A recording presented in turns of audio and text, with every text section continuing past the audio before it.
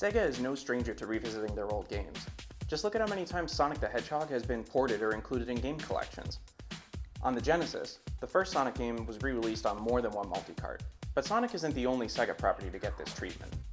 One compilation I don't see a lot of discussion about is Sega Classics Arcade Collection, a collection of several Genesis games that were released on a single CD, either bundled with a Sega CD and including 5 games, or available as a retail purchase containing 4 games. They're all great Genesis games, but what I'm really interested in are the differences between the versions on the CD collection and the original cartridge versions. Sega didn't make mention of it as far as I've found, but the CD versions include a few updates, like CD digital audio voice samples, and in some games, CD-based music as well. Sega released a lot of official compilations like this one, and they tend to share a lot of games in common. On the bright side, that makes it easier for me to contrast these releases across different media. I happen to have the Genesis 6-pack here, which I picked up at a vintage game store a few years ago. You can ignore that sticker there, please don't tell Sega though. This cartridge has 4 games in common with the Sega Classics Arcade Collection. So, are these the secret definitive versions of their respective titles that haven't gotten much attention? Let's check out the Sega Classics Arcade Collection.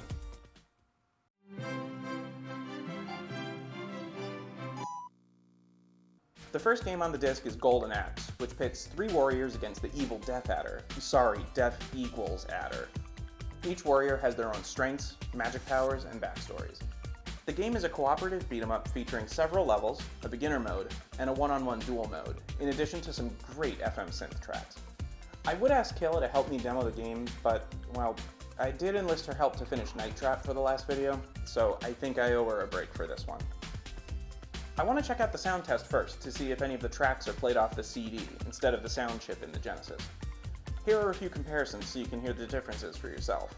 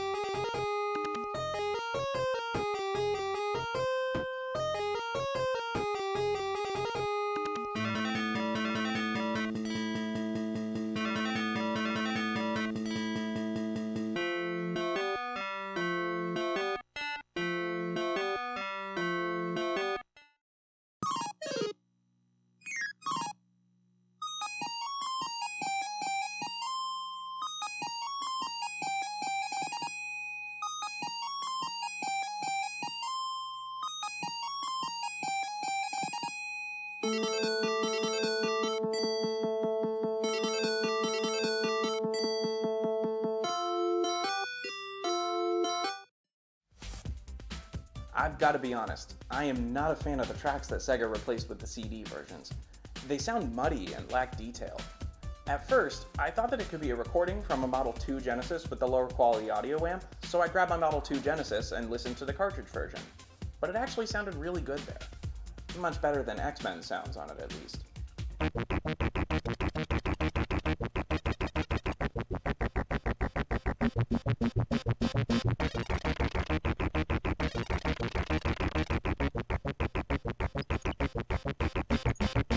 turns out, the music is a recording of the same track from the arcade version of the game. On paper, that's a great way to enhance the authenticity of the home port. Unfortunately, I think the CD audio lacks some of the punch of the arcade version running on the original hardware. I think the audio hardware in the Sega CD itself could be to blame. The same tracks ripped on a PC sound clearer than they do when captured from the console. As you saw in the song comparison, even some of the songs that are played by the Genesis have different instrumentation, and I don't care for the CD version of Thief's theme compared to the cartridge version. Another thing that was added to the CD release are new, higher quality voice recordings. These definitely add to the presentation, but there were only 2 voice samples here, which are replacements for the low and high-pitched deaths on the cartridge version.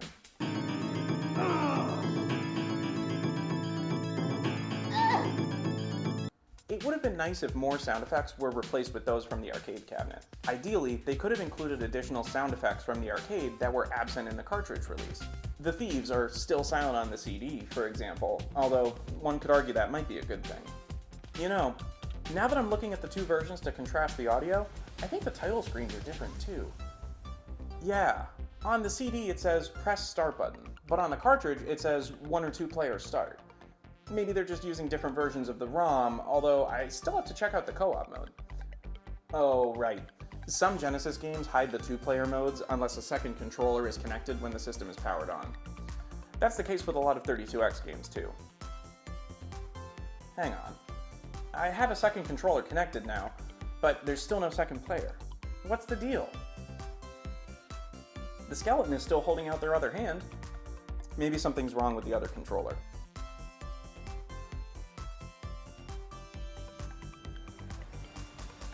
Nope, the other controller is fine. Do I have to press start on the second controller? Well, that doesn't do anything either. Did they really remove the co-op from Golden Axe?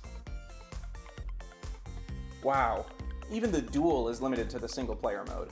Doesn't sound like a very good duel to me. I'm sure they had their reasons, but this really spoils the overall experience. This version is a bummer.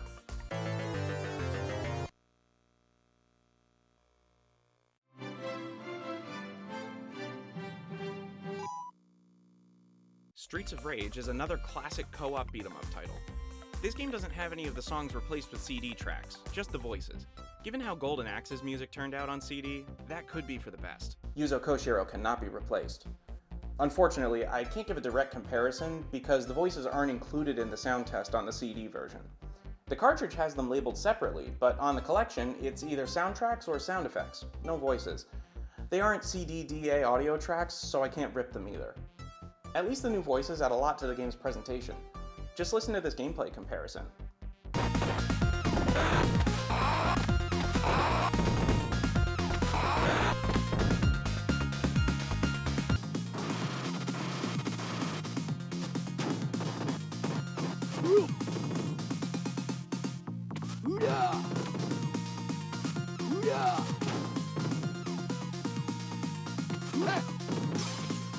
Anyway, this is another one of those games where the 2-player mode isn't available unless there's another controller plugged in.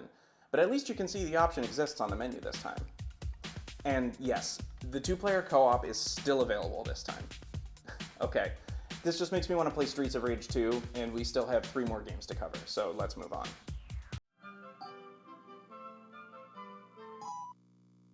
Super Monaco GP is actually a sequel to the arcade racing game Monaco GP. It's a pretty standard affair for this kind of sprite-based first-person racing game, although the addition of a career mode alongside the arcade mode is certainly welcome. The console port is actually pretty impressive, considering the arcade board is 2 revisions newer than the System 16 board the Genesis is based on. Similarly to Streets of Rage on the Arcade Classics Collection, this version of Super Monaco GP sports higher bitrate voices, with no other major changes that I could find. Bonus points to Sega for keeping the voice samples accurate to the original recordings, rather than re-recording the lines. Okay, keep it up. Come on! It's the final lap. Good luck. Nice driving. Now it's up to you. I think this game fares best on CD of all the games we've looked at so far. While more could have been changed, the improvements make it objectively preferable to the cartridge version. Had the developers been given more time, I think the sprite scaling capabilities of the Sega CD's additional hardware could have been put to effective use to enhance the illusion of the first-person perspective. There's no 2-player mode here, but the original home port didn't have it either. Before we move on, there's one thing I want to point out about the model who appears next to various signs in the menus and a track mode. There's something that seems a little off about how defined her midsection is, isn't there? When I first saw this, I assumed that the arcade game had her in a bikini, and the graphics were toned down for the home release by filling her torso in with the suit's color. But a quick search on YouTube will prove she's still wearing a one-piece there. It turns out the graphic is traced from a photo of Playboy model Mercy Rooney, and the artist just added a bathing suit. They did the same thing for the Did Not Qualify model, who's clearly traced and modified from another Playboy photo of Claire Rambeau. Special thanks to Jane MJ on DeviantArt. Without their helpful comparison images, the hunt to confirm this myself would have been lengthy and awkward. There are a few other cheeky instances of near trademark infringement in the arcade game, mostly around brand names, but these were removed in the home port, unlike those models. Something tells me we haven't seen the last of Sega's trademark infringing shenanigans on this collection.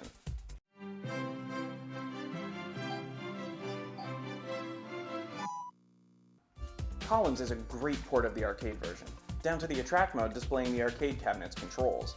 It isn't hard to understand how these inputs correspond to the Genesis controller, unlike the 32X port of Afterburner, which basically tells you good luck kiddo and leaves it up to you to figure out. Let's be honest though, no one understands what's going on in Afterburner anyway.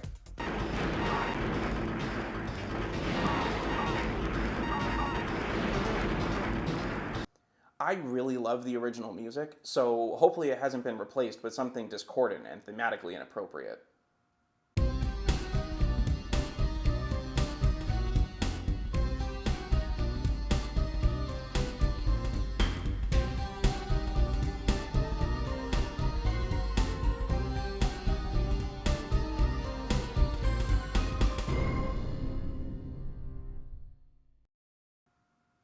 Uh-oh.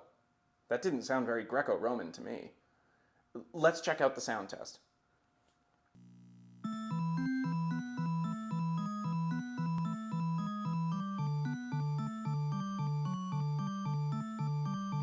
Oh, phew.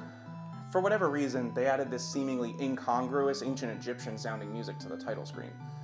Points for the idea, at least. It's a little strange that the title screen on the cartridge is conspicuously silent, although I've come to appreciate that as part of the game's general vibe. And the attract mode in the arcade lacked music as well. For such a stressful game, it's presented as a relaxing, thoughtful experience through the game's presentation. The game is otherwise unchanged, which is probably for the best. It's Columns. You either get it or you don't. There are 5 releases of Columns on Genesis cartridges alone across all regions, so I'm not sure why Sega would pick this game over another more visually impressive game. I guess they really needed a puzzle game for the collection, and Columns 3 wouldn't release on the Genesis until 2 years after this collection's original debut. Columns 2 remained exclusive to arcades, so that wasn't an option either. I'd argue Puyo Puyo could have offered a little more playtime for the average player and could have featured higher quality voice samples. It would have had to have been swapped out for Dr. Robotnik's Mean Bean Machine in North America though, which would have required work on an additional game without much payoff. Oh well, at least the 2-player functionality is entirely intact here.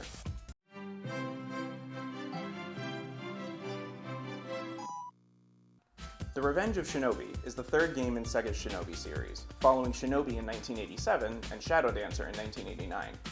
This game was exclusive to home consoles and released several times.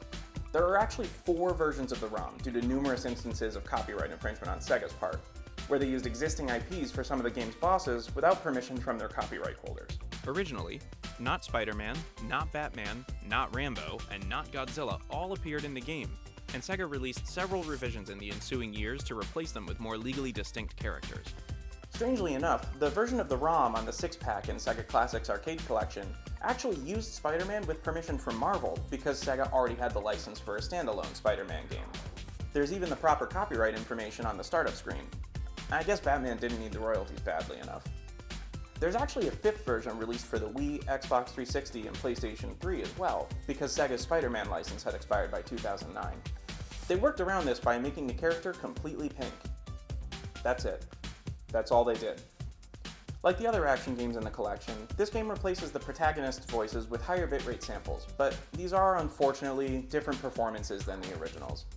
To me, Joe Musashi, yeah, the ninja's name is Joe. Sure.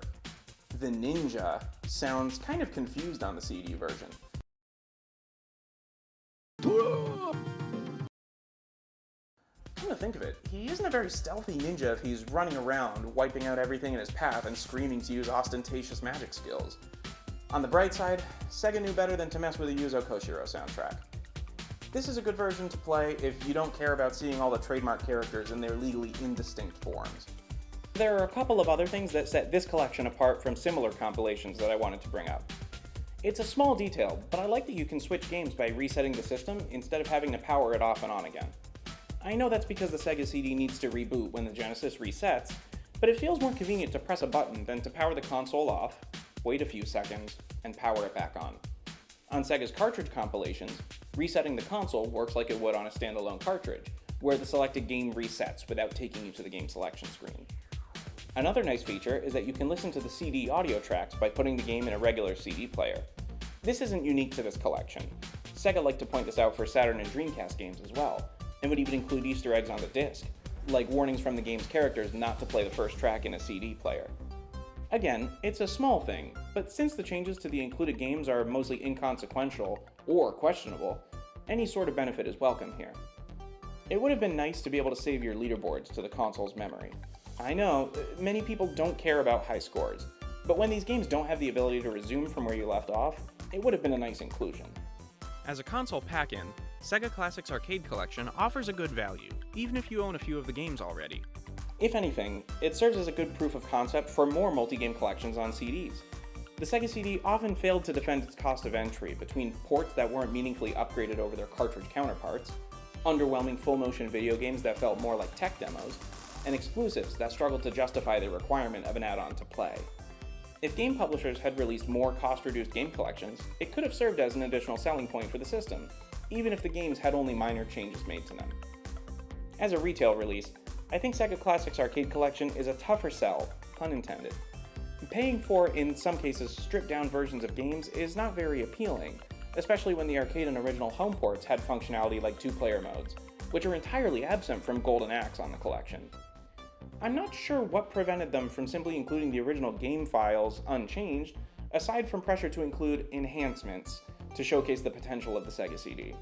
Come on! Personally, I wouldn't trade the changes in Golden Axe for the two-player modes. I mean, look at that skeleton. They look so expectant there, holding that empty hand out. It's like they're begging for someone else to join in. There feels like wasted potential with the core concept of compiling several games onto a single CD. The possibility of owning an entire series on a single disc instead of just disparate titles would have been nice, especially with the potential to save data on the console that might not have been available on the cartridge release. EA had planned to do this with their Strike series on the Genesis and call the collection Super Strike Trilogy, but it was cancelled when the Sega CD struggled to gain a foothold in the market. Even Sonic would have to wait until the Saturn release to get similar treatment in Sonic Jam. Ultimately, Sega Classics Arcade Collection is an interesting addition to a game collection for the sake of comparison, and as a piece of the Sega CD's history. But if you're just looking to add games to your collection for the most value, you're better off buying cartridge compilations, like the 6-pack or Sonic Classics. Those are often exactly the same as the original releases, and it's not as though Sega went through the effort to fit additional games on the arcade collection to take advantage of the CD's storage capacity, as we saw today. Until next time, thanks for watching Restore Revise.